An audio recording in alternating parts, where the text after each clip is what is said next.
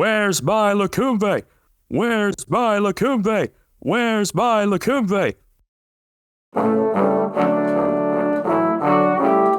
Ethan and Benjamin Castle are Americans. Watching the footy. Liam Ryan saying, kick it my way, I want to jump over the pack, and here he comes! Ryan! This is Buddy Franklin! This is the greatest showman! Got the handball off to Myers. Myers looking for the lead of Stengel. Gee, they're good. Gee, they're sharp. Razzle dazzle Rioli. Oh, who else? McDonald! From inside the centre square. Boys kick the goal. Boys kick the goal. From inside the centre. I can't believe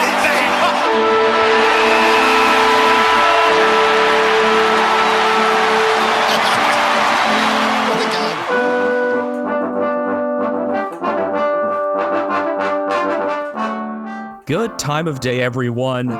Welcome to episode 215 of Americans Watching the Footy. It is just past 3 a.m. as we are starting our recording, so little over an hour and a half after the trade deadline has passed. I am Benjamin Castle, coming to you from San Diego, and I've just been trying to take in this whirlwind of a trade period. Ethan, what do you think about it all? A couple of things have trickled down to me through layers, but I'm not aware of a ton, and I'm excited to learn, and hopefully I haven't had major things spoiled. I think most of the things that have popped up on my feed that I've tried to avoid and closed out right away have been things that were at least hinted at before. So I don't think there's any major bombshell like last year being revealed to me before you'd like it to be revealed to me. So that sounds good, at least. All right, that is my brother Ethan in South San Francisco, and you probably heard the bell of his cat, Brian Harambe. As you may want to know, so we tried this last year, we're doing it again, where I kind of go into the darkness, and then Benjamin reveals a bunch of stuff to me all at once. Kind of taken this from Baseball Barbacast. They've done this with the trade deadline.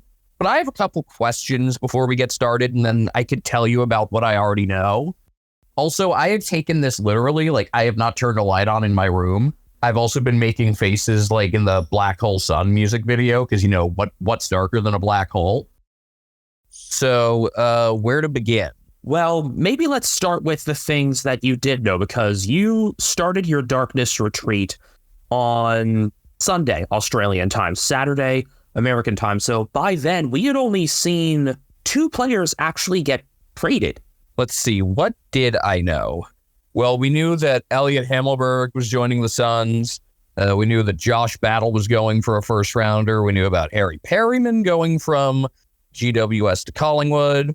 We knew Melbourne was picking up Tom Campbell. We knew Carlton was picking up Nick Haynes. We knew that Isaac Cumming was becoming a Crow. We knew that Alex Neil-Bullen was joining the Crows. And Melbourne was only getting the pick that they originally gave up for Shane McAdam. Yeah, that's a pretty clear win for the Crows there. Yeah, those ones that you listed before, Neil-Bullen, those were just unrestricted free agency. So, yeah, that was the first actual trade, which was on the 7th, the first day of the trade period. So Neil-Bullen was the first for 28. Sorry, Brian's running around. One sec. Jack Darling from the Eagles to North in exchange for a 4th rounder. Jack Graham to West Coast for a comp pick. We knew that Richmond was getting a 1st rounder from Brisbane in exchange for a bunch of picks.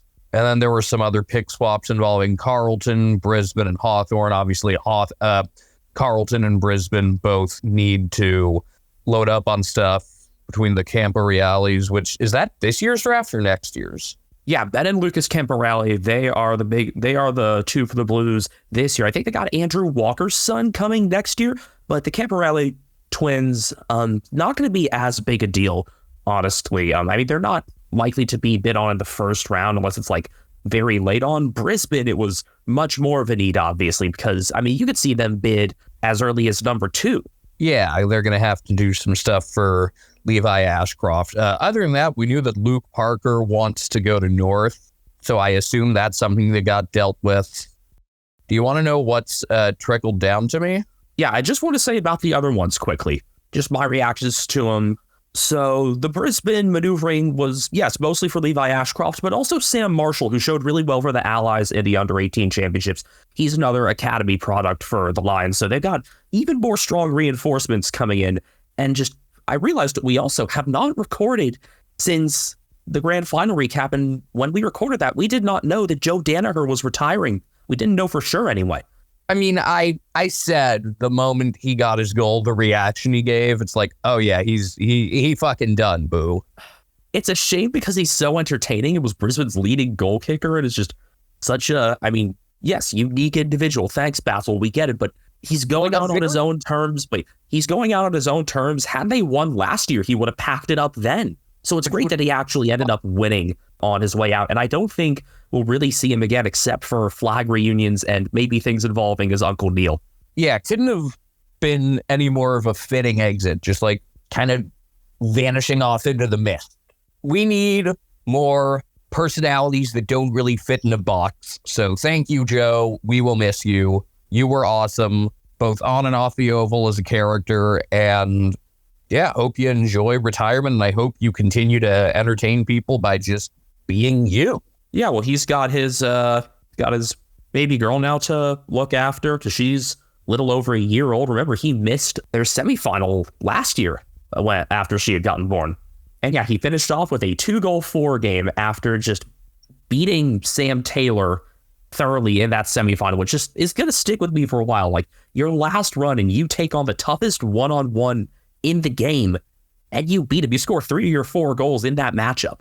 He could keep doing this for a lot longer if he wanted, which, like, it'll be a great what if, but again, just like a very fitting Joe Danaher thing.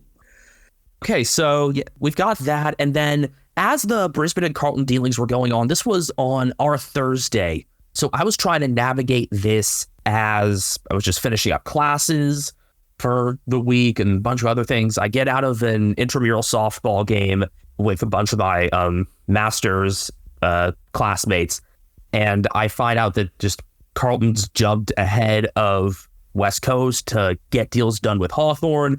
My immediate thought was, fuck, Dan Blueston is back on, and also it's going to be tougher to make deals for Barris now. So I will wonder what you thought about this. I didn't have much, honestly. I didn't have any sort of real insight for you. Well, we did know that Dan Houston, it was really between 3 clubs. I thought it was just Carlton and Collingwood. Is there a third? Oh, yeah, there was North. Okay, I was not aware of that. Now, they were making strong pushes, talking about maybe splitting 2 or using 2 as the main piece, because at that time, when you were put left in the dark, I mean, North, yeah, the main idea was for them to split 2, maybe, because they had all their original picks. All right, I guess. Does that mean we're up to the point where I should tell you what I already knew? Or what kind of tricks out me?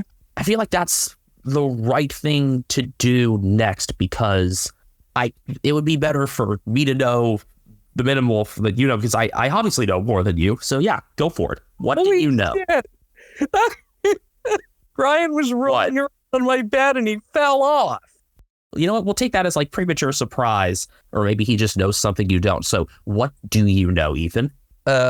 First off, was it necessary for me to even go dark before like yesterday? Like, did anything that noteworthy happen before the last 48 hours? On the 14th Monday, there were some pick swaps that could have led to a couple big things. So let me just get those out of the way, okay? Well, I knew one of them. I think I saw something about Melbourne getting Essendon's first pick, which I don't know if that was someone needing to stock up on picks or what that would be for. Well, I can give you those pick swaps from the 14th now then. So there were 2 Monday pick swaps and both involved Melbourne. Okay. So Melbourne got Adelaide's 3rd rounder for a future, and then they traded 5 picks, including their future first, to get Essendon's first. So Melbourne have 5 and 9. Okay, so that's what I thought I saw. Yeah, that is a very Demons thing as of late, to just be able to trade back up into the draft by just pooling a bunch of these later picks. Tim Lamb has been very wont to do this. I mean, you think about last year and that they landed Caleb Windsor and Colton Tolstrup from the first 13 picks. So maybe as much as we can be negative about this team, maybe they've got something not completely fucked, I guess. Well, I think the drafting has been strong. It's been just everything else from there. And Windsor was a real positive. Unfortunately, he did his hamstring late in the year. And Tolstrom was working into things a little bit of a unique player in some ways, I think. Just we'll see how much he actually stays on the wing as well, because he could go a decent ways laterally through the midfield toward the half forward. Would it be fair to call him a unique individual? Thanks, Basil. I'm going to save that for Joe this time. All right. So in actuality, Ethan, no, you did not really need to go dark until the final 48 hours. I was kind of surprised. All right. If we do this again, whichever of us goes dark, because maybe you could try it, it doesn't need to happen until the final 48 hours. Okay, we've established that. Cool. Yes, sir. All right, next up, I know that you were mad about something with the Eagles, and I'm not sure. I assume that had something to do with Carlton and Baker, and I don't know what the details are there at all or what any sort of resolution is. And then I saw the words Dan Houston and three-way trade. That's it? Yeah, just That's about. it? And I think it involved the Suns in some capacity.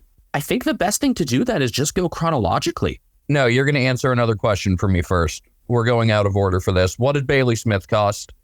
Fetty Wap. Picked 17 and 38? I'm like, hey, what's up, hello? In an interesting way. Go on. What's interesting? So you know how last year we had one trade involving more than two teams? Yeah, there were a lot of them this year. There were three of them. Okay. And Bazlaika was involved in the third of those. Okay. So how did we make this work? Okay, I can tell you now then, if we're going on this was the second to last trade to go through. There were 6 that went through in the final half hour. Wait. So that's why it took so long for stuff to be processed here. You have to be in line, like ready to give all the details by the time the bell rings or whatever it is inside Marvel Stadium. So the Bulldogs were the ones basically holding everything up. Does that surprise you at all? No, because I know they had wanted a lot for them, and I assume they didn't end up quite getting what they were asking for. No, they did not. I mean, there were serious questions about whether Bazlaika would end up actually going to the national or preseason draft, along with one other player. Okay, but we got Bailey Smith. What was the whole trade? Just give me the whole trade. All right, I'm going to show it to Ethan now. What? Oh, interesting. Because I know at one point Matt Kennedy was connected to the Saints, and we had both pointed out like that should be a thing. And instead, I feel bad for Kennedy. He's going to end up with the Bulldogs out of this. Yeah, I feel terrible for him out of this too. So did Kennedy? I guess so. Kennedy just got moved from Carlton to the Dogs out of all of this. This was a 4 trade. Yeah, a 4-team trade. The Bulldogs basically did pretty much everything they wanted to do. Pretty much everything at once here. Geelong out of this get Bailey Smith and pick 45, which was traded 4 times, actually. It originally belonged to West Coast. Okay. The Saints got Jack McRae, so hoping we get the Bulldogs and Saints round 1 this year instead of Dogs in Melbourne, because that'll be McRae's 250th. The Bulldogs get Matt Kennedy as well as 17, and the Blues get 38. I feel bad for Matt Kennedy. I feel exceptionally bad for him, someone who deserves a lot better, but he's just going to be in this selection purgatory at the Bulldogs now, as will be Riley Garcia, who signed on for 3 more years. I really hope he was going to switch Western teams.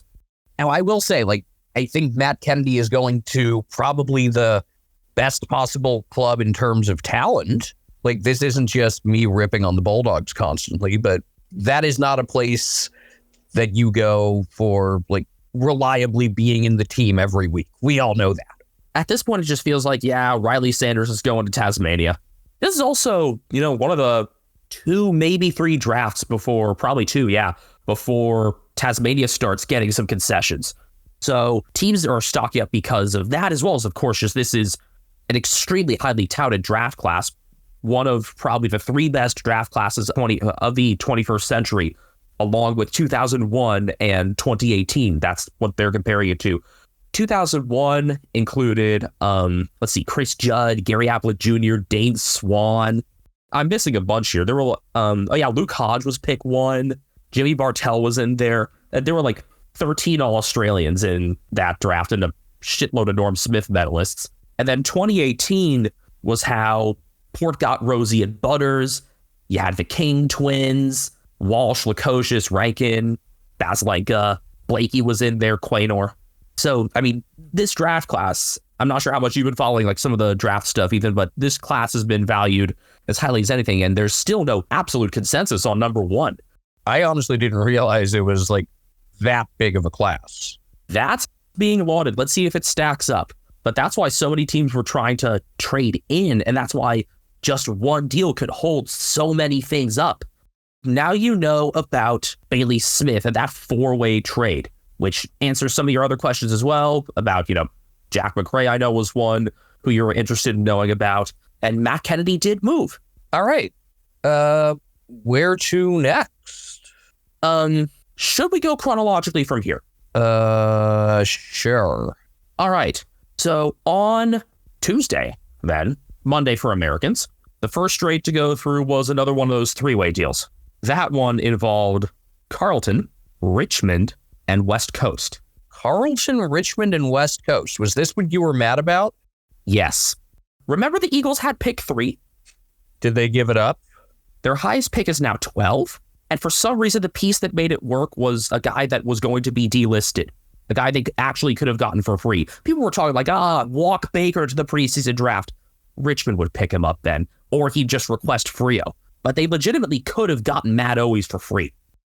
Ah, yes, Matthew Owies is an Eagle. All right. Well, that should give him more chances to play. It's just, I don't get just the value placed on some of these guys considering the time. It's like you're moving up the timeline, West Coast, to where you have to show like real signs of things by 2026. And I think the big reason is we got to show Harley Reid that something's going to happen because 2026 is when his contract is up. But I just don't think the list profile fits. And people were just ragging on Matt Clark, the new list manager, and CEO Don Pike all day for this one. Oh, you're going to hate this too, actually. Okay. Well, I said the Eagles had pick 3. And they gave it up? To the Blues. Okay. Carlton's now got pick 3. Why did the Eagles give up pick 3? Let's see the whole trade.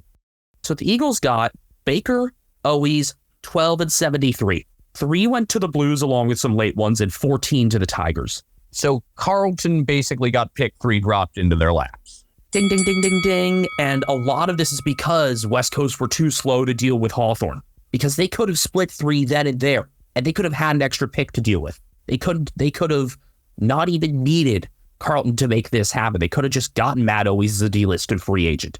Honestly, I wouldn't have cared had Owies gone to the Suns, who were the other interested party. Sounds like just really crappy negotiating on West Coast's part. Yes, sir.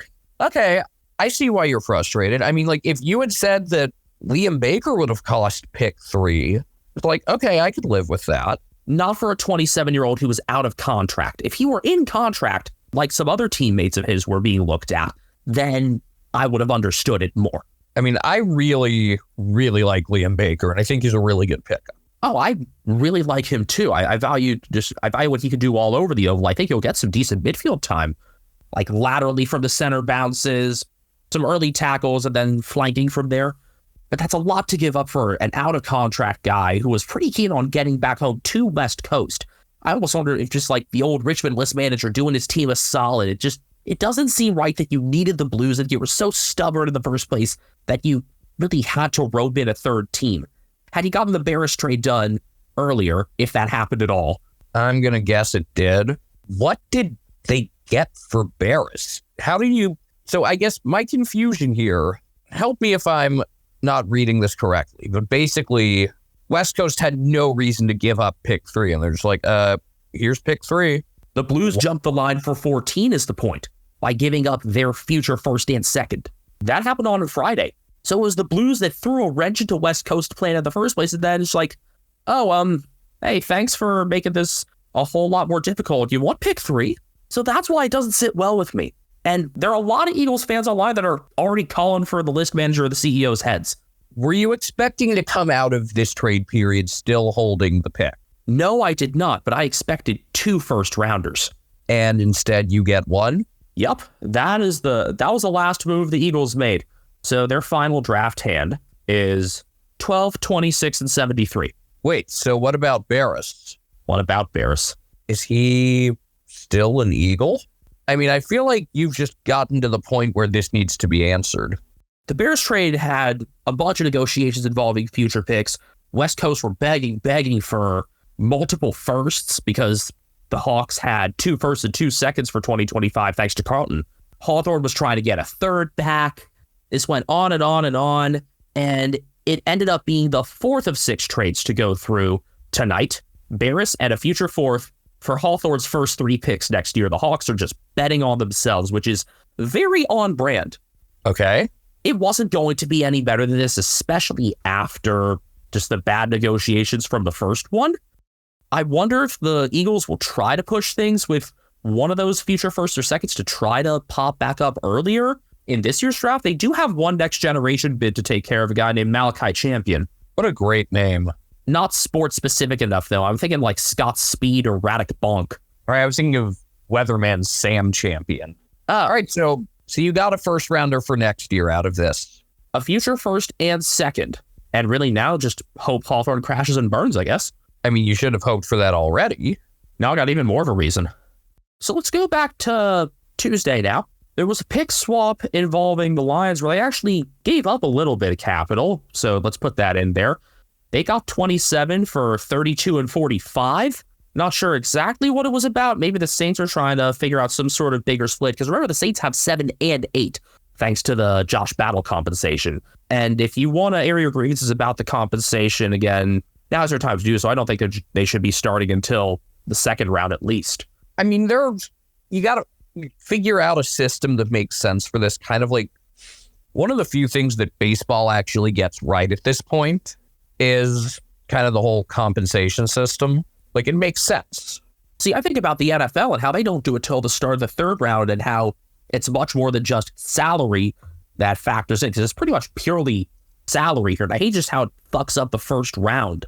I also thought of something completely different that I wish I had thought of sooner, because this would actually make sense. Instead of giving care packages basically to teams for being shit, what if care packages were given for like players that needed to medically retire early because of like concussions and stuff? See, that would actually make sense. And I think you're not the first to bring that up, and I would be a huge advocate for that. Thinking about the recent cases of Nathan Murphy, Angus Brayshaw, Josh Carmichael, Aiden O'Driscoll, never even played a sanctioned game. I mean, that's kind of the one that breaks me the most about this. That's one that I would very much appreciate. So we'll see what kind of play the Saints make. I wasn't really clear about that trade. We also had another trade involving the Lions that day, because the Lions did trade away one player. The Lions trading a player away? This was a request that was made pretty late in the trade period. I can tell you it was not a premiership player. He was a grand final emergency.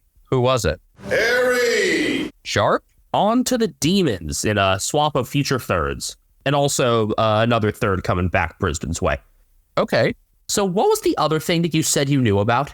Three-way trade involving Dan Houston. You probably wondered why I left this gap here on this sheet. Was it a big trade? It was Adam Cooney's dream come true in multiple ways. Okay. This involved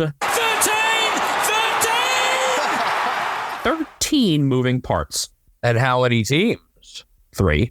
Okay. But 13 moving parts. 8 picks and 5 players. Okay. Now think of which players could be involved. You're right, by the way. The third team is the mighty Sun. Okay. Players could be involved. Besides Dan Houston, I'm thinking if it involves the Suns, John Noble. That's correct. So it was with Collingwood. Dan Houston to Collingwood. Dan Houston did go to Collingwood. All right, that makes sense. I was really curious when I saw that future maneuvering there. Are the Blues going to make it happen? Let's see. I know Rory Atkins' name was coming up and stuff. Was he involved in this? I like how you went with Rory Atkins before the other 2 players who were moved. John Noble, Rory Atkins. So how many actual players were involved in this? I had said 5. Okay, so Dan Houston, John Noble, Rory Atkins, who was previously a Crow, mind you. So who are the other two? They had requested trades to Port. Joe Richards? And I don't recall. you have a nickname for this guy. I have nicknames for a lot of people. That does not narrow it down in the slightest. Just yesterday, I gave Giancarlo Stanton, who is a baseball player, the nickname Captain Football. For no reason whatsoever. Correct. There was a Suns player who wanted to go home. Oh, Vinda. Jack Lukosius. Okay, so a three-way trade involving teams from 3 different states. Cool. Yes, very good. Now, Lukosius was open to a move to either South Australian team at first. After looking at things, he decided he wanted to go to Port. And I think Connor Rosie was a really big factor in that. They were really good friends. They were from that great 2018 draft class together. So Port will obviously hope for a Geelong double up. Yeah, I'm kind of terrified of Jack Lukosius. I feel like Aunt Josephine with the Realtors. That is exactly what I was just thinking of. Maybe also because I was just playing in a series of unfortunate events Sporkle quiz. Yeah, the original movie that I'm thinking about, which kind of recaps the first 3 books, if I recall. But kind of goes out of order at parts. It kind of does like half of book 1 and then book 2 and then book 3 and then the other half of book 1. You know the series much better than I. It was a good series. Anyway, let's do the big reveal, I guess. Pick 13 was thought as being key to all this. It ended up being key, but it did not go to Collingwood. It's going to Port then. Port don't have any of their original draft picks now. Before you go any further, it is worth noting that like draft pick numbers and stuff matter a lot less to me than the actual players involved. Of course, but Port ended up getting 3 players and 4 picks. Okay, so Port got Richards, Lukosius, and Rory Atkins? Yep, Rat is back in South Australia, and Rory Atkins wins the most, he was still on a list, traded player award for 2024. Either part of last year or this year, he was a fantasy darling for a bit. I know Port don't do the goal songs that heavily, but if that's his nickname, the goal song has to be Round and Round, right? I would hope. But out of this, the Suns got both of the other team's future firsts. And a quality player in John Noble. It's weird, though, because that's not a place on the list where they really have huge need. Like, what's your plan there? Is Will Powell going to the middle? Is Lockie Weller just kind of going to be phased out? You could also let Powell do a little more on the outside. Yeah, I mean, you could have him... When I was thinking about moving him downfield, I was thinking more wing. The Suns have pretty much gone out and said, we don't care that much about this draft. We care about one player, and it's Leo Lombard. And with the draft capital that they have, I think that Lombard bid makes a lot of sense. But they've got, I think, maybe 5 academy guys to look at for next year, including Bodie Ewan's brother, Zeke, who is valued even more highly at his age than Bodie was. Well more, in fact. Well, this seems like if this draft class is perceived that highly and the Suns don't have major interest in it, then they could really capitalize on other teams' desperation if they do this right. One would think, or maybe the Suns are just getting high off their own supply. And then Houston and a 4th rounder to Collingwood. So goodbye to really any chance of Nick Dacos playing in the back third again for like any more than 30% of the game. That is inaugural America's Brownlow winner, Nick Dacos. That may hurt his fantasy value slightly, I guess. You would think, but he didn't do that much in terms of like kick out and halfback flank stuff in the latter part of the year, and he still did rack things up. It will be interesting to see just how things are ranked going into the year. I mean, Houston is a hell of a ball mover, one of the more accurate long kicks. Obviously, Port will need to continue replacing that, and they've got Kane Farrell to do some of that. Logan Evans will carry responsibility, and then on the outside, you're going to back in Jace Burgoyne, obviously. Oh, Jace's brother Rome is going to come in, maybe as a late bid, maybe as a rookie. And then Lukosius, I imagine he played more forward. I feel like that's more of the need. And Joe Richards is in this trade after playing just 9 games. And he was drafted straight out of the Ovens and Murray League in 2022 as a mature ager, which is pretty wild. Why do they call it Ovens and Murray League? You know, Benjamin, 78% of our listeners are between 18 and 35 years old, so they probably want to start a podcast like we did. How did you know that number, Ethan? thanks to the analytics we have for Spotify for Podcasters. Formerly known as Anchor, sorry Frio fans, Spotify for Podcasters has tools that allow you to record and edit your podcast from your phone or your computer. No fancy software needed. It's so easy you can edit it while drunk. And Spotify for Podcasters doesn't just allow you to upload to Spotify, you can also distribute your podcast on platforms like Apple, Stitcher, and more, just like we do. Best of all, it's completely free. Not only is it free, you can even make money from listener support or ad revenue. Hint, hint. Download the Spotify for Podcasters app or go to podcasters.spotify.com to get started today. You may have heard this before, you may have normally fast-forwarded through it, but if you're new here, make sure you give us a follow on Twitter at Americans Footy. Come check out our link tree to find us on a lot of other stuff. You can find me individually on Twitter at Castle Media. You can find me at Benjamin HK01, and you can find Ethan's son, my nephew, Brian Harambe, roaming around the house right now, and on Instagram at cat named Brian. I miss him. He's the real star of the show. You might also want to find us on YouTube at Americans Footy. You might actually be listening to us on there right now, so if you are, cool. I'm only going to try to be more active on YouTube this offseason. Shorts, some actual just short, but regular screen ratio videos as well. I got a couple ideas there. Who wears short shorts? I wear short shorts! And also America's Brownlow's on there. Yeah, if you haven't watched that, you should. It's not often I actually go back and listen to or watch our stuff because that's kind of a you job. But I did go back and watch that, and it was fun. And I think I have a couple ideas that'll help us enhance this as we move on to year 2 of this project, but I'm glad we're doing it. Yeah, we're going to talk more about that in a future episode, maybe the one after this, just kind of looking back at America's Brownlow, among other things. So, Ethan, I can tell you that we've got half a dozen trades left to go through. Okay. I was trying to figure out which would be the least consequential. And I think actually the least consequential is the very last of them. Now, this was the quietest trade period in a ridiculously long time for Essendon. They brought in a good amount of picks to match a bid for Isaac Kako, who could go within the top 10, but nothing in terms of big things on the player front. One player did move from Essendon. Well, I wanted to ask, so we got that Melbourne-Essendon pick swap. What was the point of that? I just said a bid on Isaac Kako, who's a next generation player for Essendon. You'll probably like his hair. Oh, wow. Yeah, you're right. Is he Aboriginal or? I don't believe so. No, he is born to Iraqi parents. Okay, the hair does not match your typical Iraqi appearance. That's cool. Is he Arab Brian? Might be. But even with Essendon bringing in all those picks in that one trade, because they now have 28, 31, 40, 46, 54, 65, they then got one more pick by trading away a player who had wanted out. And that player is? Let's just say he was packaged to a third team. Jake Stringer is a giant.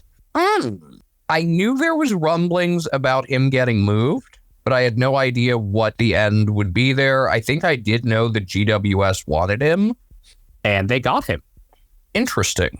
In return for just picks and stuff? Not picks. Pick. So Jake Stringer kind of playing second fiddle to Hogan, I guess? I mean, I think of him more as an outside guy who could kind of be opposite, a type like Darcy Jones in his helmet, maybe? I'm not sure. I am interested in how they're going to deploy him, because that doesn't seem like the most obvious fit. But Stringer for only a third rounder seems kind of underwhelming. For various reasons, he's rubbed certain people the wrong way before. He's 30 years old, 212 games. The Giants also rubbed a lot of people the wrong way with their Mad Monday or Wacky Wednesday shenanigans. What did they do, and why have I not seen it? Because it broke today or yesterday. What was it? Well, I'm not sure how bad it was. Did anyone suffer a serious shoulder injury? No. And it's funny that you mentioned that for other reasons. The costumes and the shenanigans that were going on in and of itself. There was something involving Josh Giddey and more problematically Jared Hayne and a blow-up doll. Ooh. Players are getting suspended for this, and Toby Green was fined $20,000 for like failure to manage things properly as captain, which is total Toby tax, by the way. Okay. And there was a whole dialogue about how the Mad Monday tradition should basically end. It shouldn't. I think after putting your body on the line and keeping yourself in tip-top shape for months, a day to put on a silly costume and act like an idiot is the minimum. I think it should be more than a day. Maybe it should be a more private affair then, rather than just like going to like an establishment like a pub for it then. Maybe. Or just restricted to Geelong because they do it right. I'm thinking like Max Holmes being a dead ringer for Mitch Cleary. Yeah. So some players are going to be suspended for that. Any idea who? I think the one that was named was Josh Fahey, who was a fringe guy. It sounds like none of the people involved in like trade talks are going to be suspended. Because the Giants had a fair number of trade talks, obviously. Oh yeah, I guess there's one Giants trade that we're missing. Peatling? This one drew on and on and on. I mean, that's how a lot of trades go, so I shouldn't be surprised. You remember where he wanted to go? Crows. And he did get there for 2 futures going one way and one going back to the Giants. So was this a 3-team deal? Nope, just 2 teams. So Peatling and a couple of future picks going to the Crows? Peatling, future 3rd and future 4th for Adelaide's future 2nd. That seems, I guess, okay.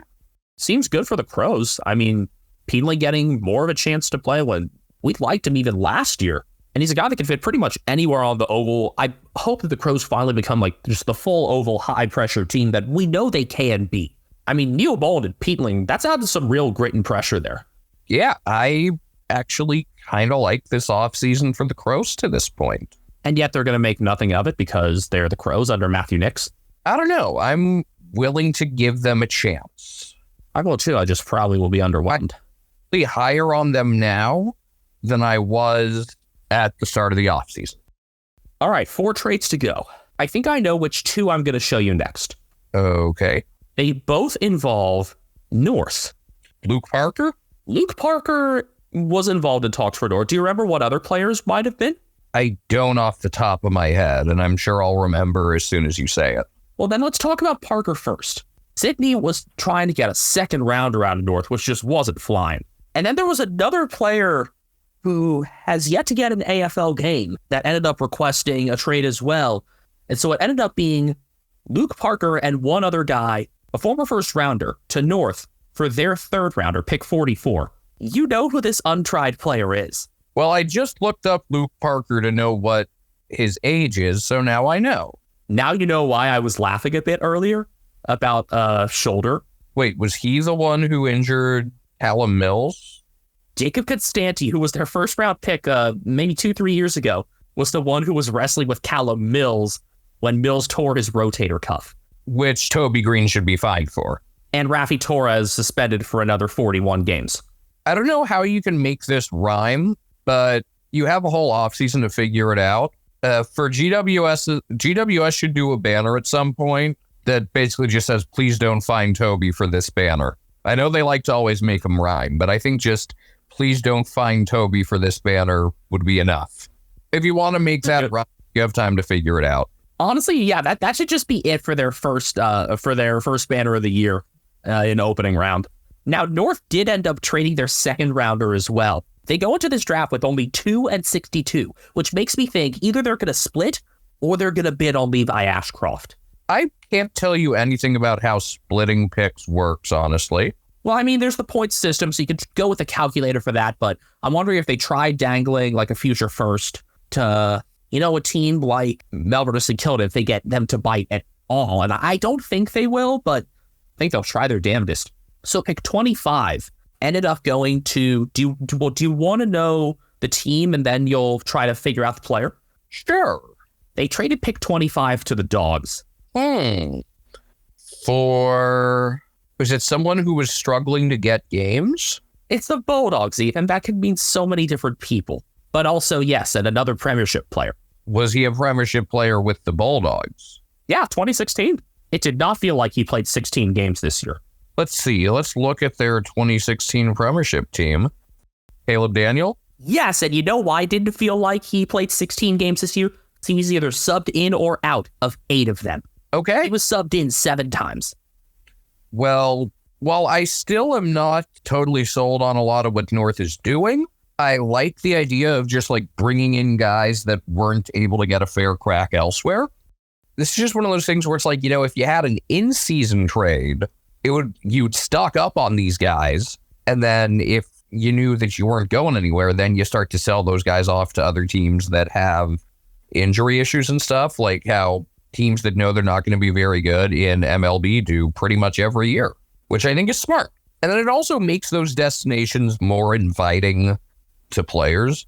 Because it's like, if you're signing with a team that's probably going to be shitty, a lot of times you're signing that knowing I'm going to be on a playoff team come August. And it would be nice if we had that in footy too. That will require the players' union giving a lot of leeway to teams to trade without request. I know. I mean, we'll see what strings Dangerfield tries to pull. I mean, I just also, for the sake of drama, knowing how big a deal it is to move like from state to state, I think it will be really fun for people to just, jump in and just be told, hey, you're going to Perth, have fun. So those are the 6 trades from deadline day. And then moves for North, I mean, they're bringing in some experienced guys, some more mentor type figures, because you got Daniel Parker and Darling coming in on the older end. They're bringing in adults in the room. Yeah, that's something that these guys need on the oval as well as off of it.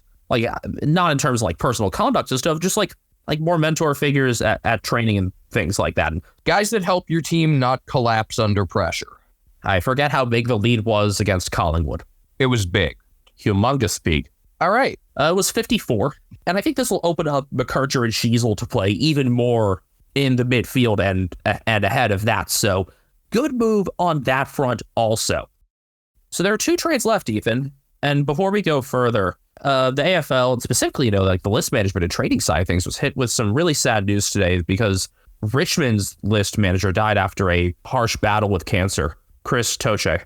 His condition worsened very suddenly. This was his first year on the job too, and had a big task in front of him. Would love to see Richmond kind of make things happen to honor him.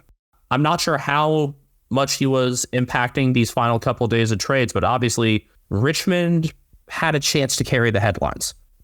Did Shea Bolton end up at Freo? We can talk about that. So there are 2 trades left. There was one that we knew was going to happen. Something involving Gold Coast? Oh, Daniel Rioli to Gold Coast? There we go with that. Daniel Rioli is a Sun. This ended up being a surprisingly meaty trade, giggity.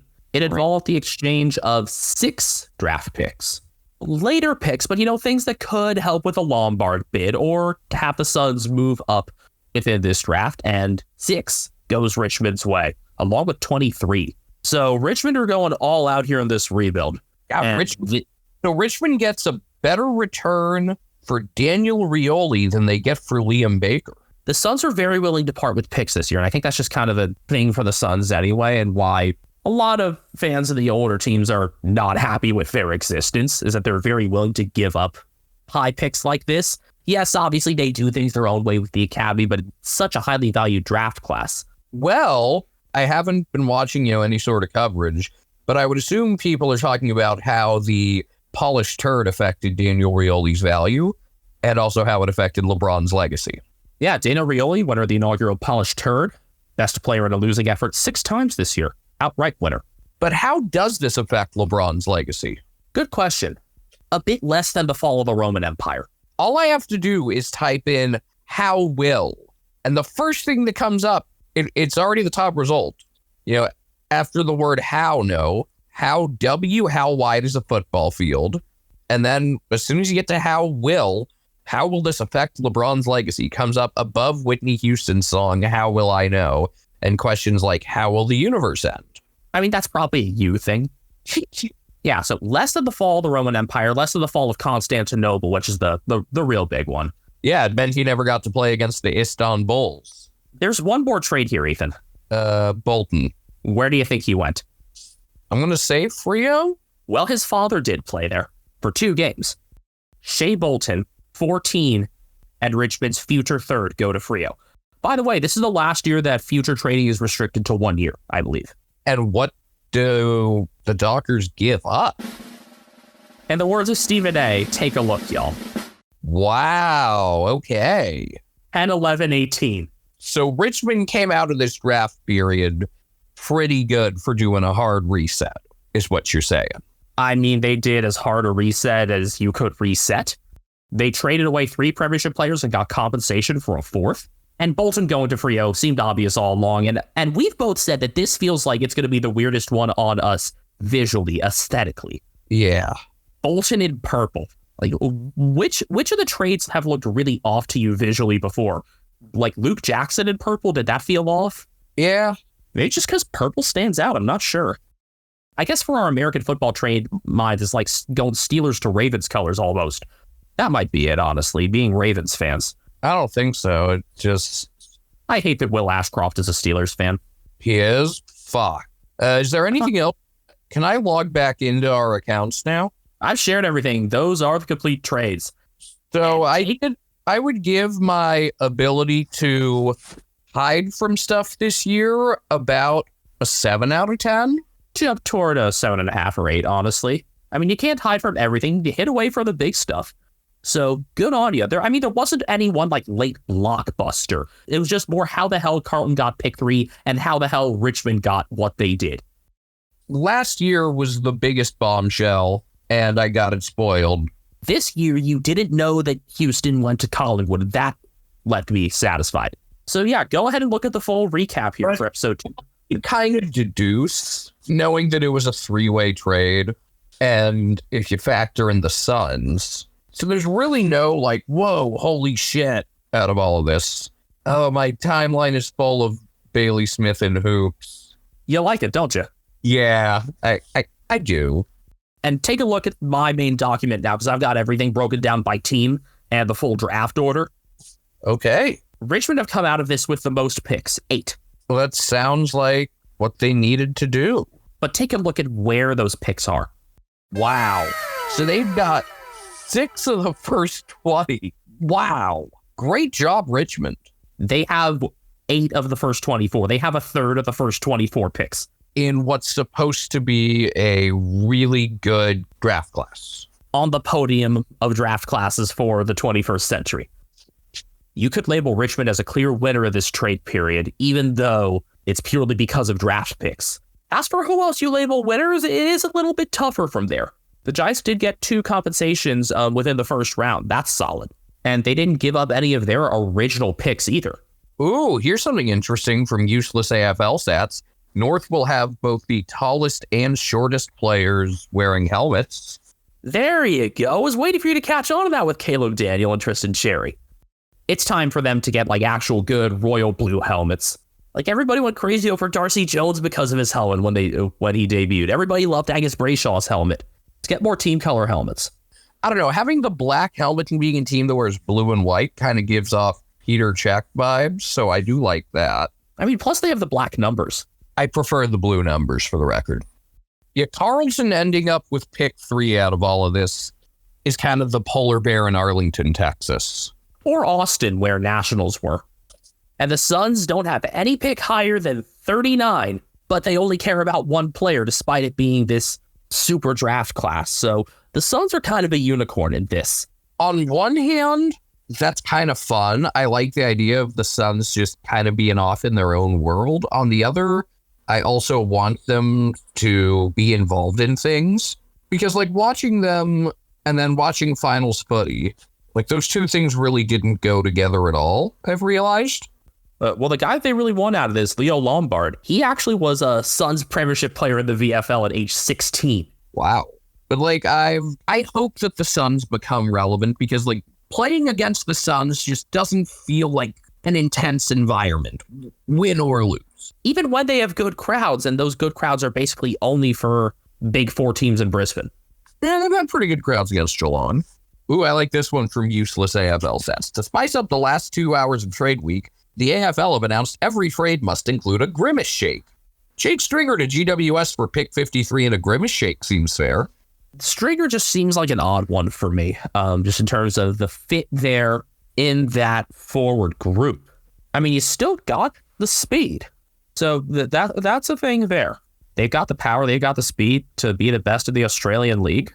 I don't know about the best, but be competitive. Keeping up with the draft order and like writing all the descriptions and stuff was a little demanding. As I mentioned, there were a couple picks, 3 in fact, that were traded 4 times. Those being picks 45, which now belongs to Geelong, 68, which belongs to Carlton, and 70, which belongs to Gold Coast. It's funny looking at this summary, how many of the picks have gotten traded and how many of the later picks get traded in particular. Even the picks with no value, 57 of 78 picks have some sort of note on it. And a couple of those were just straight up compensation, like Perryman and Battle, 8 and 16, and Cumming at 21. That leaves 55 that were actually traded out of 78. Your thoughts about like the real winners and losers here, Ethan? I mean, in one way, if you're looking ahead to the 2025 class for the Suns, you could consider themselves well positioned, but I'm not sure if that makes them winners. I really don't think their additions have come in like really need areas for them. I don't know if the Suns are losers. Are the Eagles losers just for giving up pick 3 in such a weird spot? Even with getting those 3 futures back from Hawthorn, yes, they are. What about could Port? Well, yeah, Port getting pick 13 out of all this, I guess, makes them not losers. And it depends on how you think about Lukosius. There's really no way for them to truly win when you have to trade away a 2-time reigning All-Australian. The Bulldogs coming out of this with nothing higher than 17. Let's see. I don't know if are Essendon kind of losers just by not doing much other than giving up Stringer. Main priority for them is the Kako bid. We'll see how much more they can deal following that, because that Kako bid's going to come in the top 10. Clearly not from Melbourne. Because they don't have a pick above 28 as is. I think Essendon might come out of this as just underwhelming. We'll see how much they have to give up for the Kako bid. Thinking about where that bid might actually come in, I'm thinking the Saints might do it with one of their picks. Freo only getting Shea Bolton seems...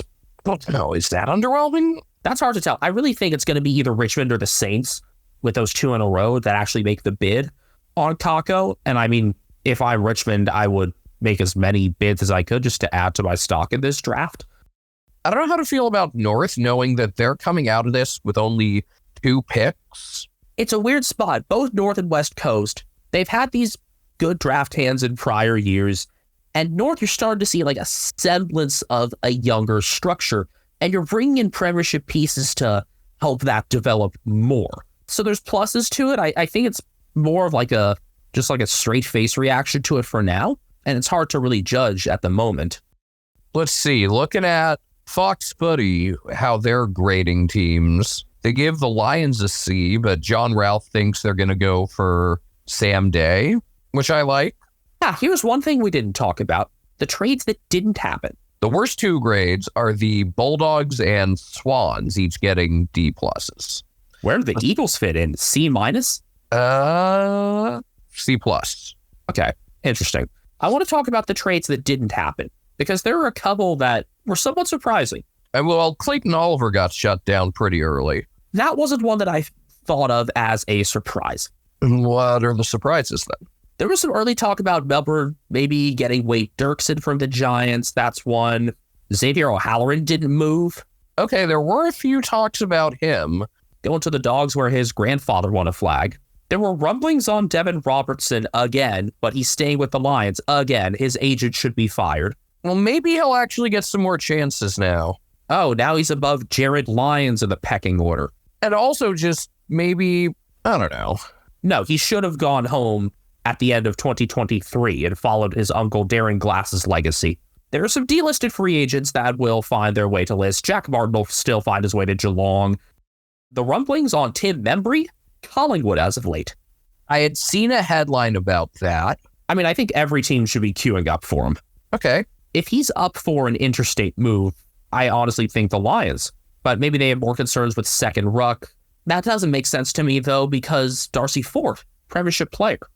There were some late rumblings about Brody Kemp maybe going to the Saints, but those did not eventuate. Okay, hadn't heard anything about that. Yeah, it was once he'd gone dark. There's one move, though, that did not happen. Is there like a big one in particular? I wouldn't say it's big. I mean, it would have been this guy's second trade in as many years. What would it have been? Remember there was a ruck we thought was going to be on the move? Braden Bruce? Nah, I mean, he's pretty much done, probably. Yvonne Soldo?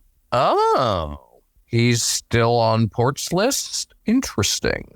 The Saints were pursuing it, and then they just shut it down over meta. I mean, it sounded like it wasn't like an issue with a physical. They just backed off. Strange. So I guess he kind of loses out of this. I mean, theoretically, there should be more opportunities for him this year. However, that door should have been open all along with how Charlie Dixon didn't perform all too well at times this year and questions about Ollie Lord and his development. Good luck trying to construct a 23 for Port. How much do you actually fit Soldo in there? I mean, that's one of those things where, injuries will solve some of those things by themselves. Sorry, just perusing Twitter as we're going through here. People talking about what number Bailey Smith could get. 3, 2. Well, 3 would be like following in the Jimmy Bartell vein, which I like the idea of that.